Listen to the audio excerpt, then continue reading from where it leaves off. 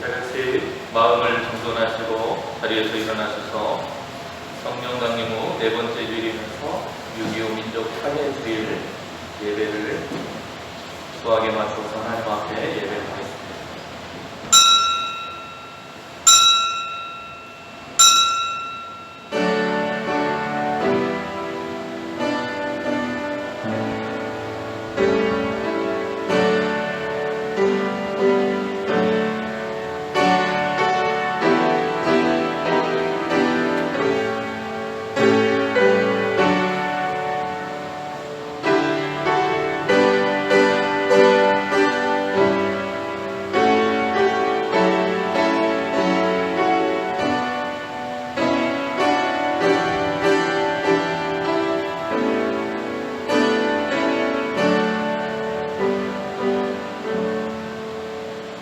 아버지께 참되게 예배하는 자들은 영과 진리로 예배할 때가 오나니 곧 이때라. 아버지께서는 자기에게 이렇게 예배하는 자들을 찾으시느니라. 하나님은 영이시니 예배하는 자가 영과 진리로 예배할지니라. 아멘. 은혜와 사랑의 하나님, 우리의 인생의 걸음을 오늘도 주의 전으로 인도하여 주시고 생명의 길을 깨닫게 하셔서 우리로 하여금 그 길을 걸어가게 하시니 감사합니다. 하나님, 이 시간 그 은혜와 사랑 기억하고 하나님 앞에 나왔사오니 우리의 온 마음과 뜻과 정성을 다해 하나님을 예배할 때에 성령을 통해 우리의 예배를 주장하여 주시고 우리의 심령 가운데 하나님을 향한 뜨거움과 하나님과 함께하는 기쁨으로 충만케 하여 주시옵소서. 하나님을 예배하는 그 기쁨 속에 하나님과 함께 동행하는 그 시간 속에 우리의 찬송과 기도와 예배를 통해 하나님께 온전한 영광을 돌리는 이 시간이 되게 하여 주옵소서. 예수님의 이름으로 기도드립니다. 아멘. 전능하사 천지를 만드신 하나님 아버지를 내가 믿사오며 그의 아들 우리 주 예수 그리스도를 믿사오니 이는 성령으로 잉태하사 동정녀 마리아에게 나시고 본디오 빌라도에게 고난을 받으사 십자가에 못 박혀 죽으시고 장사한 지 사흘 만에 죽은 자 가운데서 다시 살아나시며 하늘에 오르사 전능하신 하나님 우편에 앉아 계시다가 저리로서 산자와 죽은 자를 심판하러 오시리라. 성령을 믿사오며 거룩한 공예와 성도가 서로 교통하는 것과 죄를 사하여 주시는 것과 어미 다시 사는 것과 영원히 사는 것을 믿사옵나이다. 아멘.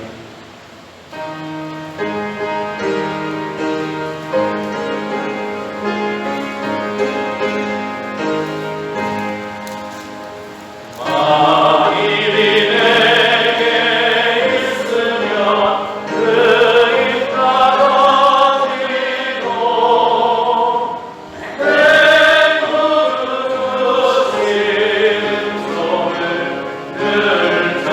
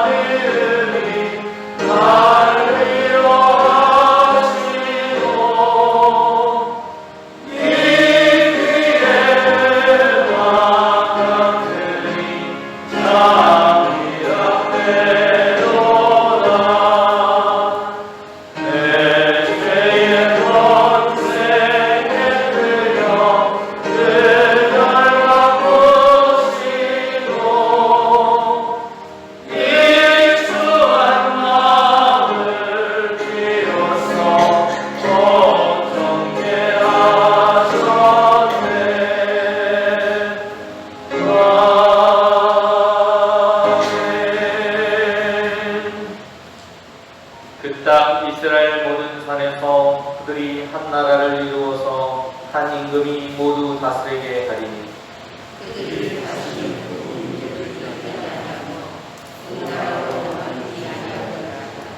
그들이 그 우상들과 가증한 물건과 그 모든 죄악으로 더 이상 자신들을 더럽히지 아니하리라.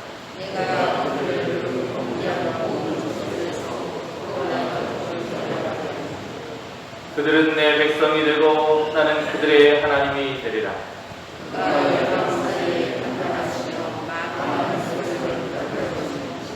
우리가 그들의 칼을 쳐서 보습을 만들고 그들의 창을 쳐서 낫을 만들 것이며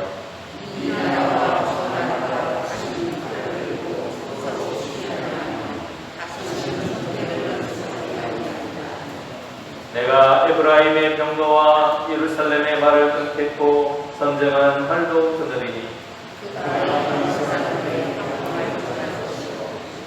그의 통치는 바다에서 바다까지 이르고 유브라데 강에서 땅끝까지 이르리라.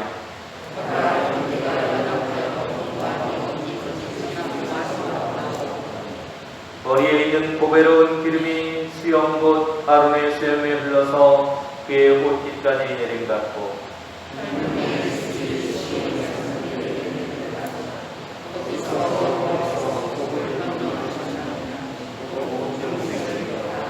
아멘.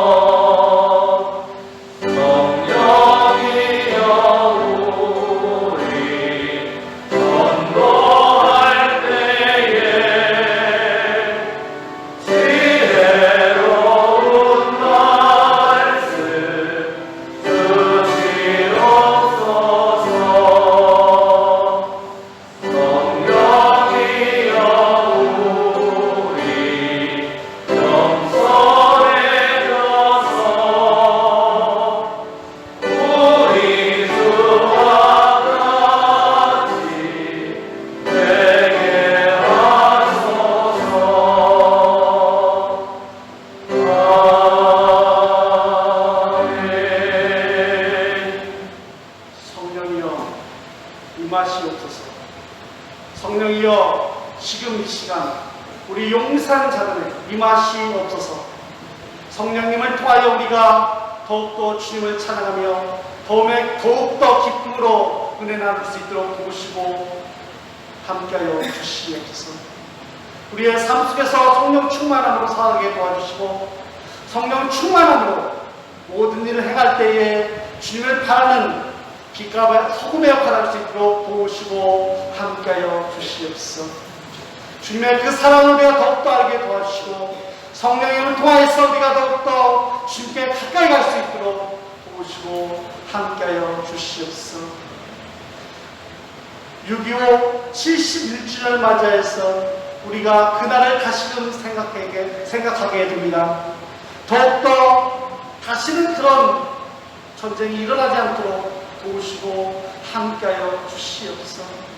그 전쟁으로 인하여서 지금도 신음하고 있는 많은 우리의 공포들 도우시고 함께하여 주시옵소서. 아직도 평화통일이 되지 못하고 있습니다. 그 전쟁을 인해서 38선이 갈라져서 세계 유일의 분단국가로 살아가고 있사오니 주님 도우시고 함께하여 주시옵소서. 하루속히 평화통일의 귀한 역사가 이루어져서 남북의 성도들이 기쁨으로 찬양하며 주님께 영광 돌리는 시간으로 하루속히 평화통일의 귀한 역사가 이루어질 수 있도록 도우시고 함께하여 주시옵소서. 코로나로 인하여서 많은 백성들이, 많은 성도들이 신음하고 있습니다. 그들을 위해서 봉사하고 있는 많은 의료인들, 또한 이 시간 병상에서 고생하고 있는 많은 간염자들, 주님 도우시고 함께하여 주시옵소서. 하루속히 코로나 바이러스가 박멸되어서 서로 자유롭게 왕래하며 서로 교제하며 더욱더 자유롭게 예배드릴 수 있도록 도우시고 함께하여 주시옵소서. 또한 바이러스로 인하여서 우리가 그동안 소원하고 서로 관심 갖지 못한 모든 것들이 있사오니 주님 도우시고 함께하여 주시옵소서. 우리의 대한민국 주님 도우시고 함께하여 주시옵소서. 많은 유전자들이 예수님을 믿고 있지만 크리스찬들이지만 그들 마음속에 정의가 사라져가고 있사오니 주님 도우시고 함께하여 주시옵소서. 하나님을 두려워할 줄 아며 국민을 두려워할 줄 아는 그런 유전자들이 되어서 이 나라를 이끌어가는데 정의로운 정책을 펼 수 있게 도와주시고 하나님을 사랑하며 국민을 사랑할 줄 아는 그런 정책을 펼쳐서 우리의 대한민국이 하나님 보시기에 아름다운 대한민국이 될 수 있도록 도우시고 함께하여 주시옵소서. 114년 전에 우리 용산교회 주님께서 세워주신 감사합니다. 영적인 노예 방주로 택하여 주셔서 지금까지 많은 동무들이 배출되며 예수님을 믿는 사람들이 많은 전국 각방국에 나가서 이 시간도 예수님 말씀을 전하고 있고 또한 충성 봉사하는 성교도 있사오니 그곳에서 승승장구하는 많은 성도님들 될 수 있도록 도우시고 함께하여 주시옵소서. 또한 고향교회에서는 정말 우리 동문들을 위해서 열심히 기도하고 있다는 걸 잊지 않고 든든한 용산교회 빽이 있다는 걸 잊지 않고 살아갈 수 있도록 도우시고 함께하여 주시옵소서. 많은 원들이 60인 약하여서 이 시간 참석하지 못한 우리 성도님이 많이 계십니다. 집에서, 병원에서, 요양원에서 정말 이 예배를 사모하시는 많은 성도님들 함께하여 주시옵소서. 또한 이 시간 참석했지만 다리도 아프고 무릎도 아프고 허리도 아프고 아픈 분이 많은 성도님 계시오니 주님 성령님이 함께하여 주셔서 그 아픈 곳을 어루만져 주사 남만 귀한 역사가 이루어질 수 있도록 도우시고 함께하여 주시옵소서. 또한 더욱더 간절히 원하는 것은 우리의 권속들 주께서 함께하여 주시옵소서.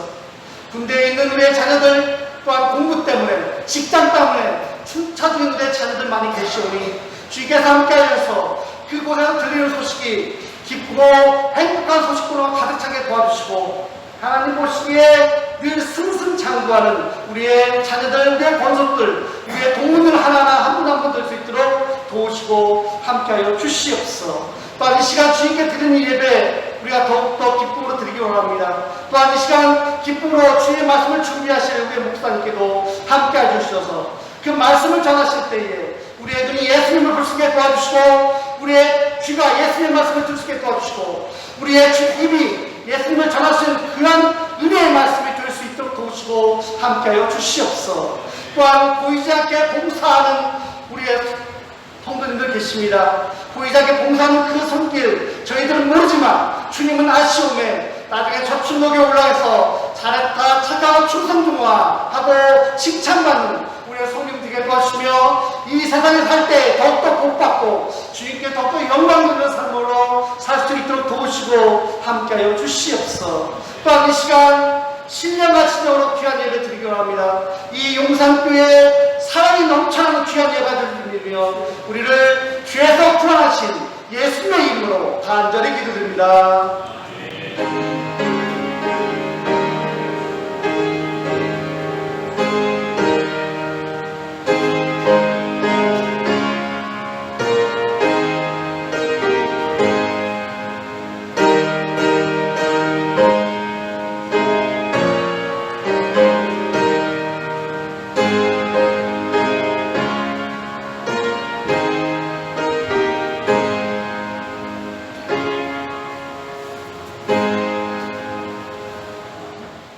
믿음이 오기 전에 우리는 율법 아래에 매인 바 되고 계시될 믿음의 때까지 갇혔느니라. 이같이 율법이 우리를 그리스도께로 인도하는 초등교사가 되어 우리로 하여금 믿음으로 말미암아 의롭다함을 얻게 하려 함이라. 믿음이 온 후로는 우리가 초등교사 아래에 있지 아니하더라. 너희가 다 믿음으로 말미암아 그리스도 예수 안에서 하나님의 아들이 되었으니 누구든지 그리스도와 합하기 위하여 세례를 받은 자는 그리스도로 옷 입었느니라. 너희는 유대인이나 헬라인이나 종이나 자유인이나 남자나 여자나 다 그리스도 예수 안에서 하나이니라. 너희가 그리스도의 것이면 곧 아브라함의 자손이요 약속대로 유업을 이을 자니라. 아멘. 오늘은 성령 강림 후 네 번째 주일이 되겠습니다. 그리고 교단에서 교단 총회가 정한 6.25 민족 화해 주일이 되겠습니다. 그래서 장로님께서 기도하신 것처럼 71년 전에 1950년 6월 25일에 우리나라에 벌어졌던 민족 상잔의 비극적인 전쟁 6.25라고 하는 민족 전쟁이 있었습니다. 이 민족 전쟁이 민족 화해라고 하는 평화의 날이 되기를 소망하는 뜻으로 우리 교단은 이 주일을 민족 화해절로 이렇게 지키고 있습니다. 우리가 살아가고 있는 세상은 여전히 전쟁과 같은 양상을 띠는 수많은 모습들을 가지고 살아가고 있습니다. 이것은 비단 우리가 경험하고 있는 것과 같은 남과 북의 분단의 모습만을 말하고 있는 것은 아닙니다. 민족과 인종, 그리고 이념, 종교, 그리고 성별, 계층, 수많은 사람들 간의 갈등과 다툼이 여전히 우리의 주변에 존재하고 있기 때문입니다. 2019년에 서울대의 평화통일연구원이면서 부교수인 김병루라고 하는 분이 화해는 어떻게 가능한가라고 하는 소논문을 발표했는데요. 거기에서 이분이 이렇게 말을 합니다. 우리나라의 그런 상황을 분석하면서 이렇게 말하는데, 한반도의 대전환을 가져올 듯 보였던 4.27 판문점 선언과 9.19 평양 공동선언, 역사적인 6.12 북미 싱가포르 선언이 1년 만에 다시 자초할 위기에 놓였다. 남북의 지난 분단 역사 속에서도 이러한 약속은 여러 번 있었다. 1972년에 있었던 7.4 남북 공동성명, 그리고 91년도에 있었던 남북 기본 합의서, 2000년도에 있었던 6.15 공동선언, 그리고 2007년도에 있었던 14선언 등 만남의 계기마다 화해와 협력을 다짐하며 평화의 의지를 보여주었다. 특히 북한과 미국의 싱가포르 선언은 한국전쟁 이후에 70여 년간 지속된 적대적 대립을 청산하고 새로운 관계 수립을 천명한 그야말로 역사적 화해의 순간이었다. 그러나 이러한 거듭되는 화해의 선언과 약속에도 불구하고 평화는 그다지 진전되지 않은 것처럼 보인다라고 하는 그런 서원을 쓴 것을 보았습니다. 이분은 우리나라의 그런 현상들에 대해서 분석하는데요.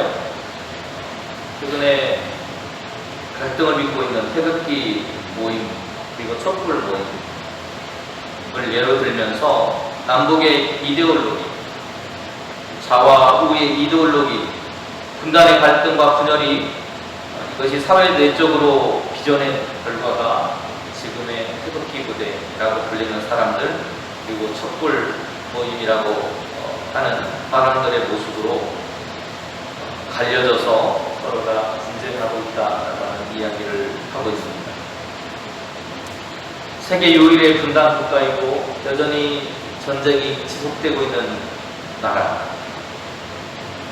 어쩌면 부러운 모습일 수도 있습니다. 여전히 우리는 그렇게 그러한 모습 속에서 살아가고 있습니다. 이러한 삶을 벗어나서 진정한 평화를 이루기 위해서, 그러한 평화 공동체가 되기 위해서 나아갈 길을 우리는 오늘 주신 말씀 속에서 작은 힌트를 얻어보려고 합니다. 예수님과 여인 간에 나오는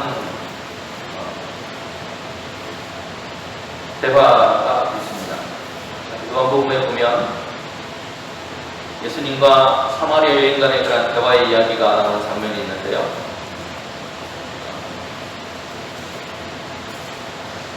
그 이야기에 보면 민족 간의 그런 갈등에 대한 이야기를 다루고 있는 것을 봅니다. 조금 후에 그 이야기를 하겠습니다. 오늘 우리가 함께 읽은 갈라디아서의 이름을 붙여본다면 그리스도인의 자유에 관한 한 장이라고 이름을 붙일 수 있을 것 같습니다.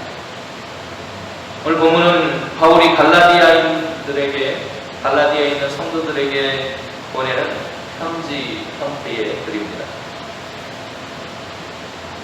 믿음으로 말미암아서 의롭게 된 그리스도인들을 향해서 그 자유에 대한 바울의 성명서라고 학자들은 말하기도 합니다. 여기서 말하는 믿음이라고 하는 것은 예수님께서 우리를 위해서 저주를 받으셔서 율법의 저주 아래에 있던 우리를 성량하셨다라고 하는 것에 대한 믿음입니다. 그런데 갈라디아 교회에 일부 유대인 율법주의자들이 찾아와서 이 그리스도의 안에서 자유를 누리던 사람들에게 율법과 할례의 노예로 그들을 바꾸려고 한다라고 하는 이야기를 다루고 있습니다. 율법이라고 하는 것은 우리로 알고 죄를 깨닫도록 하는 것입니다. 그리고 할례라고 하는 것은 우리가 하나님의 백성이라고 하는 것을 우리의 몸에 표로 가지고 있는 것을 말합니다.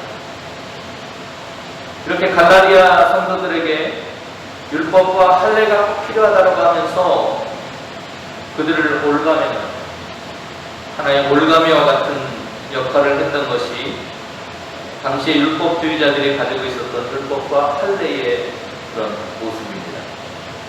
이러한 잘못된 영향들이 성도들을 어렵게 하고 힘들게 했다는 것입니다. 그래서 바울은 그들의 잘못된 율법의 행위로 인해서 복음을 반박하여서 믿음으로 말미암는 의로, 우리가 의롭게 되는 것은 율법을 잘 지키고 우리의 몸에 할례를 받았기 때문이 아니라 하나님께서 우리에게 주신 예수 그리스도를 믿는 그 믿음을 통해서 우리가 하나님의 자녀로 의로운 자가 되었다라고 하는 것을 주장하고 있다는 것입니다. 그래서 갈라디아서 3장은 먼저 믿음과 율법을 구분하지 못하고 혼합주의에 빠져서 갈라디아 교인들을 어지럽게 하고 또 그의 동조에서 어지러움 속에 있는 성도들을 책망하고 아브라함을 통해서 믿음으로 말미암아 구원 얻은 그 역사를 우리가 보지 않았느냐라고 증거하고 있습니다. 이것을 우리가 이신득의라고 어려운 말로 합니다. 다시 말하면 믿음을 통해서 하나님께서 우리를 의롭게 해주셨다라고 하는 것을 교리적으로 가르쳤다라고 하는 것이죠. 마지막으로 율법이라고 하는 것은 우리를 그리스도에게서 인도하는 초등교사와 같은 것이다 라고 말합니다. 초등학교에 막 입학하면 어떻게 합니까? 선생님들이 어린아이들 불러보고, 저도 어렸을 때 여기다 다 경험하셨을 것 같아요. 저보다 더 문제가 많으신 분들이니까 여기다 수건 딱 모핀으로 찔러가지고 가슴에다가 수건 딱 달아주고 하는 그런 기억이 있습니다. 그래서 학교의 그런 상황들, 어떤 수업들이 진행되고 앞으로 어떻게 수업이 하게 되고 언제 몇 시까지 와야 되고 하는 것들에 대해서 선생님들이 가르쳐 주었습니다. 그리고 학교의 생활에 대해서 지도해주고 앞으로 생활을 어떻게 해야 되는지에 대해서 하나하나 가르쳐주는 역할들을 하는 것이 초등교사입니다. 그런데 여러분이 초등교사들이 중학교에 가고 고등학교에 가고 대학교에 가면 따라서 올라오는 게 아니라 그냥 그곳에 머물러 있다는 것. 그걸로 그들의 역할은 끝난다는 겁니다. 율법이라고 하는 것이 바로 그런 모습과 같다는 거예요. 율법은 믿음이 오기 전까지 우리가 하나님을 어떻게 섬겨야 되고 우리가 하나님을 섬기는 데 있어서 무엇을 해야 되고 무엇을 하지 말아야 되는지에 대해서 이야기를 해준다는 것입니다. 오늘 갈라디아서 3장 23절 24절은 이렇게 율법에 대해서 말해요. 믿음이 오기 전에 우리는 율법 아래 매인바 되고 계시될 믿음의 때까지 갇혔느니라.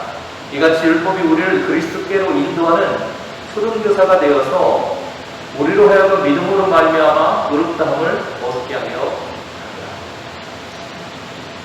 그러나 믿음이 온 이후에는 어떻게 됩니까? 우리가 초등교사 아래 있지 아니하다라고 말하고 있습니다. 왜냐하면 너희가 다 믿음으로 말미암아서 그리스도 예수 안에서 하나님의 아들이 되었다는 것입니다. 그래서 누구든지 그리스도와 합하기 위해서 세례를 받은 사람은 그리스도로 옷 입었다는 거예요. 여러분, 세례가 무엇입니까? 우리가 하나님의 자녀가 되었습니다라고 세상 사람들에게 나의 죄를 하나님 앞에 고백하고 그것을 인정받는 그런 행위가 세례라고 하는 것입니다. 그 일을 했다는 거예요. 그래서 이제는 세상적인 삶으로 살아가는 것이 아니라 예수 그리스도의 뜻과 하나님의 뜻을 따라서 살아가는 사람으로 바뀌었다는 것입니다. 그것이 옷 입었다라고 하는 말이에요. 이렇게 그리스도로 말미암은 구원을 이야기한 후에 바울은 하나의 됨에 대한 이야기를 합니다. 그렇기 때문에 너희는 유대인이나 헬라인이나 종이나 자유인이나 남자나 여자나 다 그리스도 예수 안에서 하나이다. 너희가 그리스도의 것이면 곧 아브라함의 자손이요 약속대로 유업을 이루리라. 어떤 차별이나 구별, 갈등을 빚을 이유가 없다라고 말하고 있는 겁니다. 왜요? 우리의 어떠한 의로움으로 된 것이 아니기 때문에. 혈통적인 아브라함의 자손이 중요하냐라고 물어본다면 그렇지 않다는 것입니다. 만약 혈통적인 아브라함의 자손으로 구원의 백성이 되고 하나님의 자손이 된다라고 하면 여기 계신 여러분이나 저는 쓸데없는 시간을 낭비하고 있는 것이기 때문에. 그러나 우리의 구원이라고 하는 것이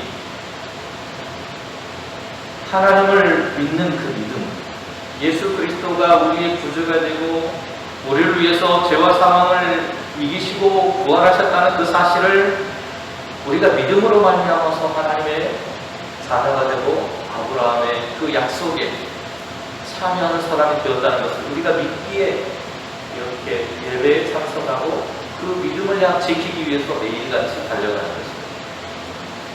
하나님의 약속대로 유업을 이을 사람, 예수 그리스도로 안에서 살아가는 사람이라는 것이 바로 성도를 가르칠 말입니다. 이렇게 예수 그리스도를 믿는 믿음 안에서 우리는 하나가 되어야 한다는 것입니다.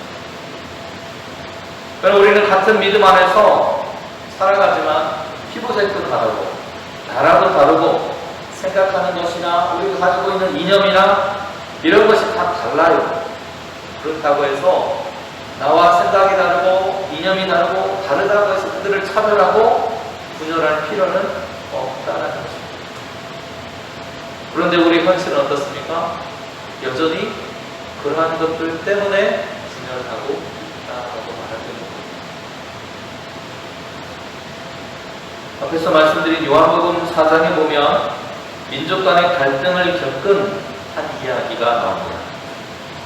여러분 잘 아시는 대로 사마리아 성에 수가라고 하는 한 마을이 있는데 그 수가성에 살고 있던 한 여인에 대한 이야기입니다. 예수님께서 제자들과 함께 유대 지방에 체류하셨습니다. 그 그 유대를 거쳐서 유대에서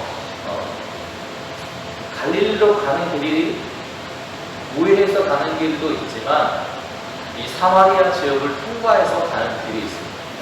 그런데 대부분의 유대인들은 사마리아인들을 자신들과 같은 동족으로 여기지 않고 혐오의 대상이었기 때문에 그들을 통과하지 않고 우회하는 길을 택해서 훨씬 오랜 시간을 그 길을 걸어갔습니다. 그런데 오늘 예수님의 이야기를 보면 다른 사람들과 같이 그 길을 우회해서 가는 것이 아니고 사마리아 지역을 통과해서 가고 있습니다. 그런데 이때 예수님께서 우물가에서 한 사마리아 여인을 만나게 되고 그 여인에게 영원히 목마르지 않는 생수가 무엇인지에 대해서 가르쳐주는 이야기가 요한복음 4장에 나오고 있습니다. 그러나 이것은 단지 사마리아 지방의 한 여인과의 만남을 넘어서 유대인과 사마리아인이 참된 예배가 무엇인가 라고 하는 것에 대한 예수님과 사마리아 여인 간의 논쟁이 벌어집니다. 이 논쟁 속에서 예수님은 우리는 분리된 어떤 존재가 아니라 참된 예배를 통해서 하나님 안에서 하나이다 라고 하는 것을 여인에게 가르쳐 주십니다.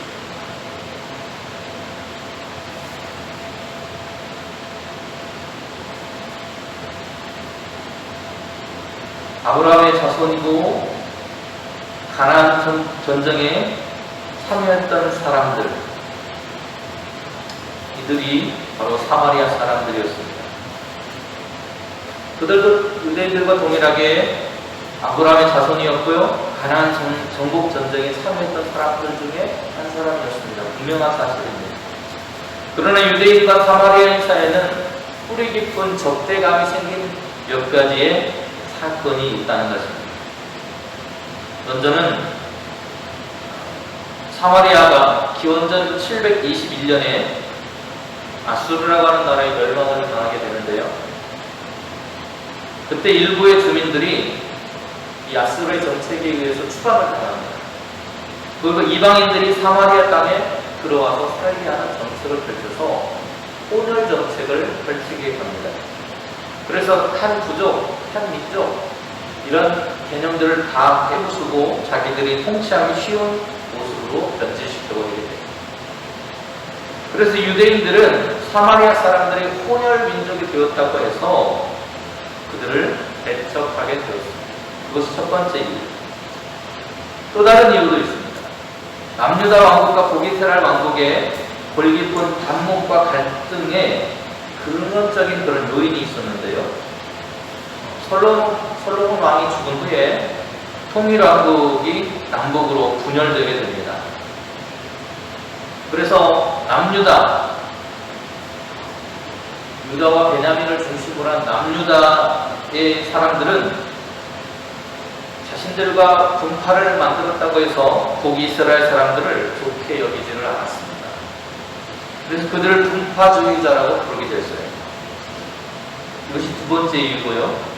세 번째 이유는 기원전 6세기경에 바벨론의 이스라엘이 멸망을 당하고 포로로 잡혀가게 됩니다. 거기서 유대인들이 다시 고향으로 고레스의 칙령에 의해서 돌아오게 되는데, 돌아왔을 때 사마리아 사람들과 유대인들이 이렇게 힘을 합쳐서 성전을 재건축하려는 그런 일들을 벌입니다. 그런데 다른 사람들은 다 그 일에 참여하는데 사마리아 사람들은 그 성전을 건축하는 것에 반대하는 편에 서서 유대인들을 계속해서 괴롭혔습니다. 그리고 대신에 기원전 400년경에 북이스라엘의 그리심이라고 하는 그 산에 유대인들과 경쟁하는 그런 마음으로 그곳에 산당이라고 하는 것을 짓게 됩니다. 그래서 이러한 역사적 배경 속에서 북이스라엘은 산당 중심의 그리심산을 중심으로 한 산당 중심 그런 예배가 발달을 하고요. 남유다는 성전 중심으로 한 예루살렘 성전을 중심으로 한 성전 중심의 예배가 발달을 하게 됩니다. 그래서 자신들이 다윗왕의 혈통을 잇는 계보를 잇는 정통성을 가지고 있다라고 하면서 그 이야기들을 펼쳐가게 됩니다. 오늘 우리가 갖고 있는 남북 분단의 그런 모습과 너무나도 유사한 부분들이 많이 있는 것을 보게 됩니다. 북한의 역사를 인정하지 않는 오늘 우리의 모습. 그래서 우리나라가 해방하는 그 과정 속에서 북측에서 독립군으로 활동했던 그 역사들을 여전히 외면하고 있는 우리의 모습들을 봅니다. 바로 그러한 모습들과 마찬가지로 그런 모습으로 남과 북이 어려움을 겪고 있었던, 서로의 갈등을 빚고 있던 그들의 모습 속에서 나타난 것이 이 수가성 여인의 이야기입니다.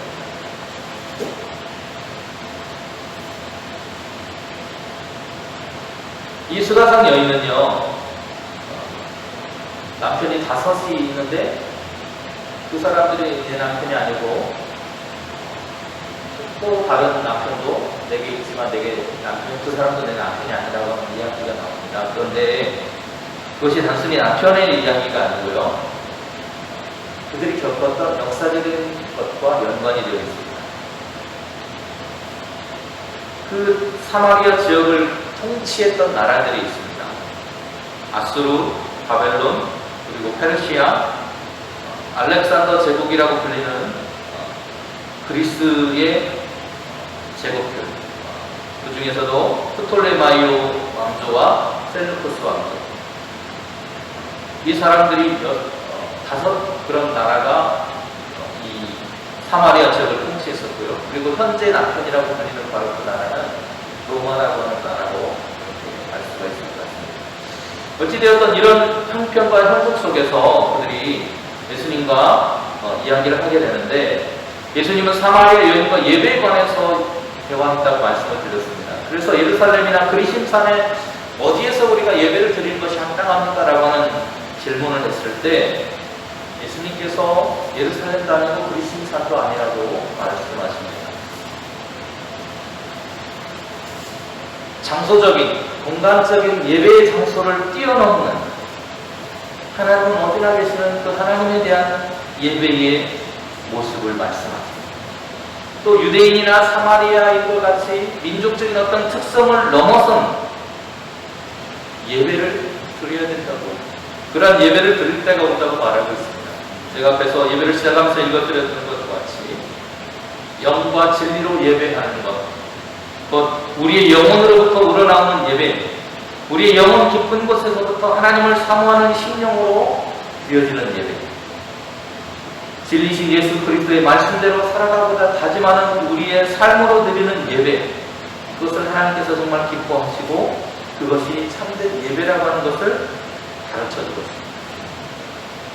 그 대화 속에서 사마리아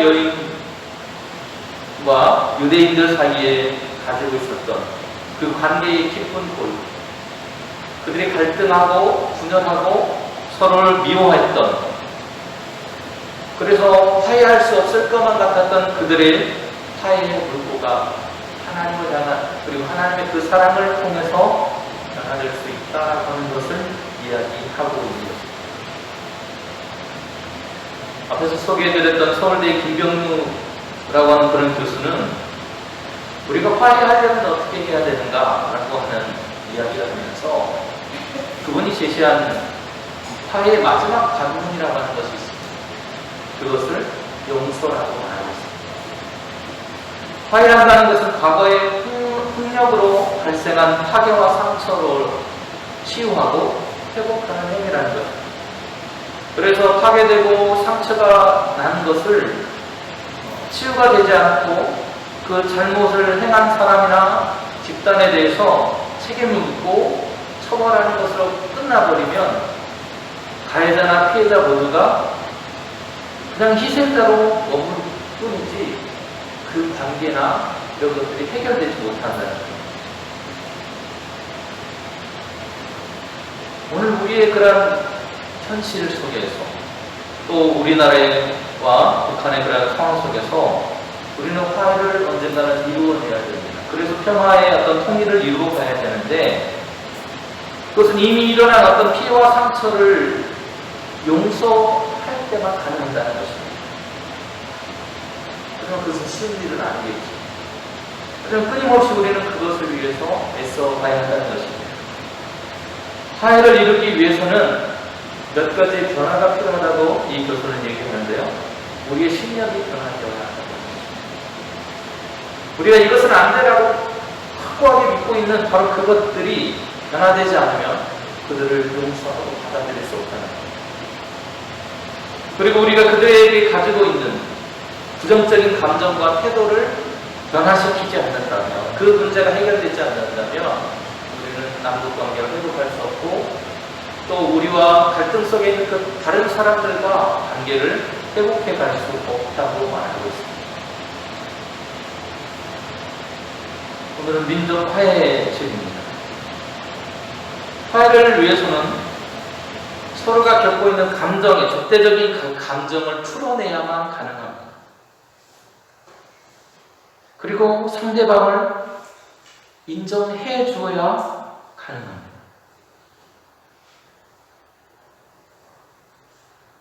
요즘에 이런 운동들이 벌어지고 있습니다.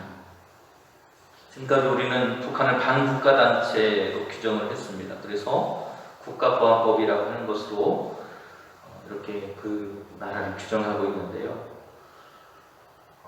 그러한 보안법에 대해서도 우리가 조금은 다시 생각해야 될 것 같다라는 생각을 합니다. 또 북한이 우리를 향한 생각을 자꾸 수정해가는 모습을 볼 수 있습니다. 올해 1월 달에 북한에서 매년 1월이 되면 당대회라고 하는 것을 한다고 그래요. 조선노동당이 모여가지고 당대회를 한다고 합니다. 그런데 지금까지는 남한을 가리켜서 북한이 뭐라고 표시를 했냐면 혁명의 대상이라고 그렇게 표현을 했다는 거예요. 항상 김일성이 통치하면서부터 시작해서 80년간, 지난 80년간 남한은 혁명의 대상이었다고 합니다. 그런데 그렇게 명시되어 조선노동당 그 규약에 그렇게 명시가 되어 있었는데요. 올해 1월 달에 전당대회를 하면서, 당대회를 하면서 그 내용이 조금 바뀌었다고 그래요. 북주도의 혁명 통일이라고 했던 것이 이제는 함께 만들어가는 통일. 북주도가 아니고 서로 양보하고 협력하는 그런 통일의 방법으로 그들의 그런 생각이 조금씩 바뀌어가고 있다고 합니다. 올해 6월 1일자 한겨레 신문에 보니까 이런 이야기들이 실려 있는 것을 보았습니다. 북한이 북한 주도의 남조선 해방 기조에서 벗어나서 공존을 모색하기 위해서 노동당 규약을 바꾸거나 삭제했다. 그러면서 북한도 변하고 있다라고 하는 이야기를 합니다. 그들의 어떤 생각이나 모습이 변하고 있다면 그들만 변한다고 해서 그 모든 것들이 되어지지 않습니다. 오늘 우리도 조금씩 변해가야 합니다. 남과 북의 모습들을 해결하기 위해서 오늘 교회가 해야 할 일은 그리스도 예수의 중심된 모습, 바로 예수 그리스도의 사랑으로 그들을 바라볼 수 있어야 된다는 것입니다. 그 변화는 예수 그리스도 안에서 이루어져야만 합니다. 오늘 때 예수 그리스도라는 이름은 민족과 인종과 성별과 국가를 초월하는 하나님의 보편적인 사랑의 다른 이름이라고 할 수 있습니다. 오늘 저와 여러분에게 성령께서 이 땅에 이러한 사랑과 화해의 영을 부어주시기를 간절히 소원합니다. 오늘 갈라디아서 3장 25절에서 27절은 이렇게 우리에게 말합니다. 너희가 다 믿음으로 말미암아 그리스도 예수 안에서 하나님의 아들이 되었으니 누구든지 그리스도와 합하기 위하여 세례를 받은 자는 그리스도로 옷 입었느니라. 너희는 유대인이나 헬라인이나 종이나 자유인이나 남자나 여자나 다 그리스도 안에서 하나님이라. 이 마음으로 그들을 바라보고 우리의 생각이 바뀌어 갈 때, 그리고 이 사랑을 실천해 갈 때, 이 나라의 분단된 이 현실이 하나님의 사랑 가운데서 하나로 이어지게 될 줄 믿습니다. 기도하겠습니다. 은혜로우신 하나님, 하나님은 이 땅에 오셔서 분열되고 갈라진 세상을 그리스도의 십자가의 사랑으로 하나가 되게 하시기 위해서 우리를 위해서 십자가를 지켰습니다. 하나님과 원수되었던 우리를 하나 되게 하셨고, 유대인과 이방인이 갈라졌던 그 모습 속에서 하나가 될 수 있도록 하나님은 사랑을 베풀어 주셨습니다. 그 하나님의 사랑을 믿는 자로서, 그 사랑을 받은 자로서 우리도 그 사랑을 실천하며 살아가는 교회가 될 수 있도록 인도하여 주시옵소서. 예수님의 이름으로 기도드립니다.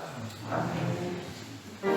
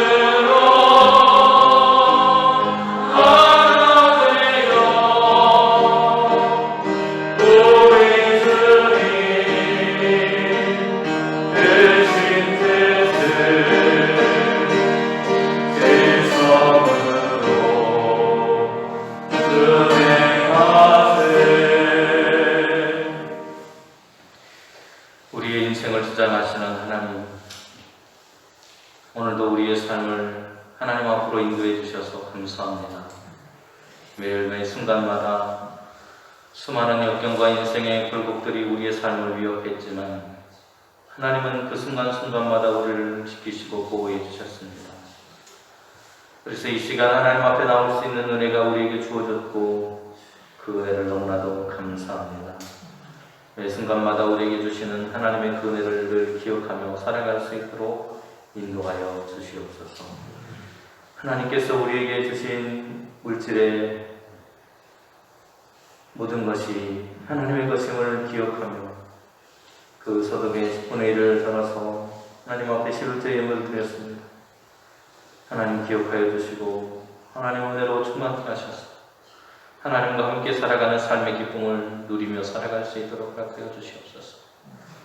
교양교회의 어려운 형편을 알고 그 교양교를 듣기 위해서 사랑하는 딸이 먼 곳에서 마음을 다해 온 힘을 다해 예물을 드렸습니다. 하나님 기억하여 주시고 늘 건강과 평강으로 그 가정을 지켜주시고 믿음 안에서 하나님을 바라볼 때마다 하나님 그 가정을 사랑하여 주시고 걸어가는 모든 발걸음 속에 형통함을 주셔서 영영은 인생으로 믿음의 여정을 달려갈 수 있도록 허락하여 주시고 주님이 늘 그 가정의 주인과 삶의 인도자가 되어주셔서 어려움 당하지 않도록 늘 붙들어 주시옵소서. 주님, 고향교회를 방문하여서 이 시간 예물 드린 손길도 있사오니 기억하여 주시고 하나님 그 삶을 붙들어 주셔서 언제나 믿음 안에 살아가며 하나님을 의지하고 살아갈 때에 늘 하나님과 동행하는 삶 속에서 넘어지지 않고 하나님을 붙들고 살아가는 복된 인생이 될 수 있도록 허락하여 주시옵소서.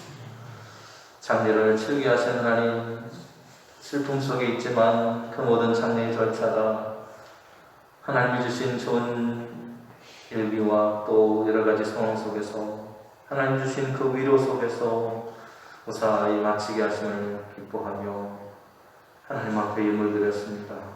사랑하는 우리 장로님과 그 가정들, 가족들, 또 고인의 남편을 비롯한 모든 자손들 하나님께서 위로해 주셔서 이 슬픔 속에서 속히 벗어나게 도와주시고 하나님을 믿는 믿음 안에서 이 어려운 환경과 처지들을 견디고 이겨나갈 수 있도록 도와주시고 하나님이 삶의 주인이심을 기억하며 살아가는 저들의 인생이 되도록 하나님이 이끌어 주시옵소서.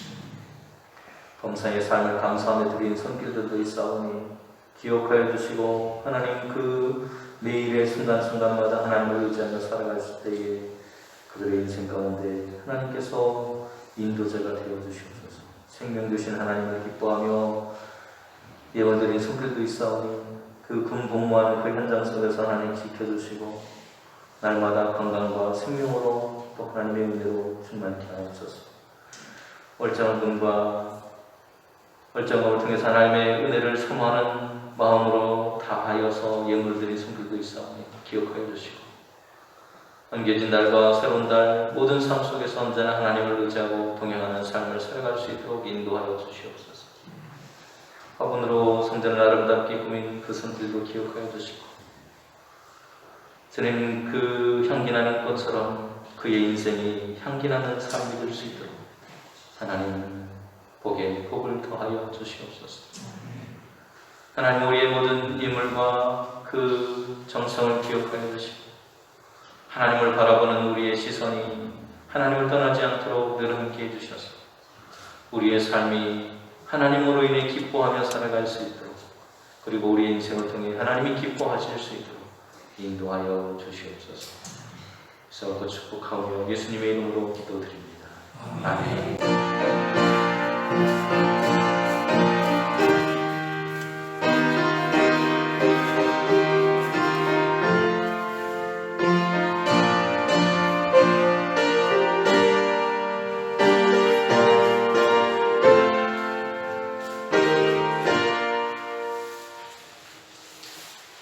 이제는 우리의 생명의 구주가 되시는 예수 그리스도의 은혜와 우리를 구원하시기 위해서 독생하신 아들을 내어주시며 사랑하신 하나님 아버지의 그 놀라우신 사랑하심과 오늘도 우리의 인생 가운데 동행하시고 교통하시고 인도하시고 생명의 땅을 향해 나아갈 수 있도록 우리를 이끄시는 성령님의 귀하시는 참입니다. 오늘도 그리스도 예수 안에서 하나가 되기로 다짐하고 결단한 우리 용성계 모든 성도님들의 머리와 그 가정에 그리고 분단의 현실 속에 아파하는 이 나라, 이 민족이 이제부터 영원토록 함께 하시기만을 간절히 축원하옵나이다. 아멘.